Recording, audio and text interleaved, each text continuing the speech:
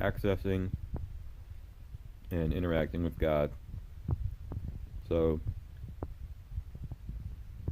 in the infinite logic of the universe, God must exist, God must be enabled at all times, and we must have access to everything. But the thing is, we have to prove ourselves to get certain things. You have to prove yourself in this world to get somewhere, and that's just how it is. And I don't just mean materially, money. I don't just mean that. I mean, if you want to get into a temple, a Hindu temple, and you want to be a monk, you have to be very careful, and you can't do the wrong things. You have to do the right things. If you want to go live in a Buddhist monastery, you have to pass tests. You really do. And that goes for anything, being a pastor, being a priest. You can't just be those things. You have to unlock that. And then, obviously, everybody knows the position of power that those people have. So, accessing God just by understanding the logic in this infinite logic universe exists, that God is real, God is available, and you can connect to God at any times. At any time. So yes, I believe in God. And then I feel God. I just feel it. And then I decide when I feel it, like, yes, I want this connection open, because it's up to me what feelings I feel. So I want the feeling of being connected to God actively at all times. Why wouldn't I? And I do have that. And then from there, it's like, what do I want to be in this world? What do I want to be? What do I need access to? What abilities do I need? And then you realize that you can only have the skills and the abilities if you do the things that get you there. So I want to be an engineer. So I start at a help desk. I start at an internship. That's what I did. I started at an internship. It was kind of a help desk, desktop support. And then I left because the internship was over. And then I did desktop support, help desk, and then a mixture of help desk and engineering to get into engineering. And then I went right to engineering. You know, it was mostly support, and it was great. And then I decided I was done and I just wanted to be a yogi. So that's what I did. So I accessed all these things: engineering, help desk, desktop support. You know, I learned what I needed to learn. I proved myself in the office to the point where I didn't need a degree to get to engineering, which was cool. It was great.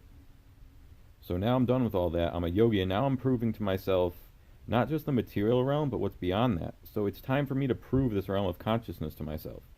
I was doing things out of faith, and it was proven to me that a lot of things were real. I can be an engineer. I can run an ultramarathon. I can climb to the top of a tree 40 feet high and meditate. I can do that. I can do these things. I can play basketball well. You know, I can do anything. I went to the Galapagos. I did the hike at Machu Picchu 4 nights. Not that big a deal to some people, but the altitude's high, and it was one of my first hikes, so it was kind of intense, camping intense and everything. And then, you know, I've traveled the world a little bit, done a lot of Europe, South America, some Canada, and these are all things that I went out and did, and a lot of it was with my family. And we were ready for that. We went and did that. We had access to that because, first of all, my father worked, you know what I mean, and he got a lot of money. And he's still working, he's still getting a lot of money, well, relatively, you know. And we do go on vacations, we do go on trips. So that's one thing my father enabled in my life. I want to go on a vacation, so I need to get money. That's what my father does. He gets the money, and then he says, okay, Joe, we can go on a vacation. That's one of the coolest family bonds we have. And that's where it starts, you know what I mean? It's like my father enabled me with money, so what am I going to do? So I decided there's no way I'm leaving the corporate world behind unless I get to the engineering position. So I did. And then I said there's no way that I'm staying detached from materialism unless I prove to myself that being a monk and a yogi in the realm of consciousness can fulfill and satisfy me to the point where I have minimal or no material desires. And that's where I'm at now. I have minimal material desires. I eat, I drink, I sleep, I do activities, and the few things I have for material desires, just traveling, seeing the world, and that's it. You know, that, and then every once in a while, I don't really have it right now, but out there, I have this vision of redoing a part of the house. You know, maybe that'll happen one day. But I'd rather use the money for travel. But anyway, I've unlocked those things in my life. I unlocked engineering. I unlocked marathons, basketball. You know what I mean? I unlocked certain intellect, certain intelligence, spirituality, concepts of the mind, like in my other videos.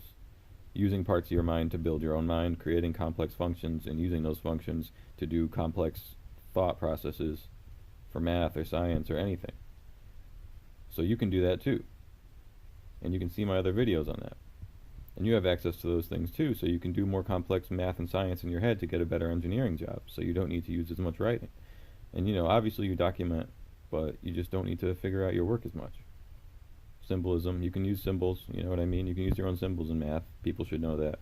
You can sum up formulas with symbols, and as long as you get the proper result, after it's checked, you don't have to write out your work. You can just use symbols. So that's a cool way to do that.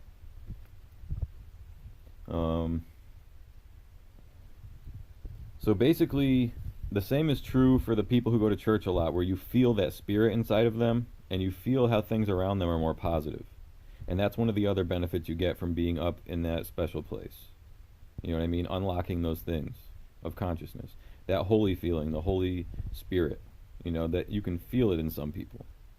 And it's just this, it's like a very deep, resonating love and light. And I feel that in a lot of people who go to church often. You know what I mean?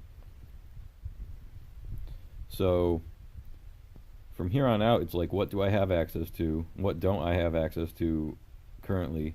And what is in between that? What simply do I have to do to get access to things?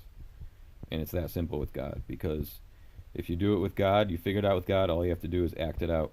Just go live it once you figure it out with God. And yeah, there might be some curveballs every once in a while if you're not straight and balanced and aligned, rooted in your goodness with a solid foundation, no flaws in your foundation. If you have a flawless foundation, you're centered and rooted in your goodness, you have desires, you have a clear channel, you're aligned, you can manifest those desires with no problem. You really do have to get there, though. And a lot of people do it with those little here and there things to take care of on the side, because they're not that clear and aligned. But we're getting there. Love you.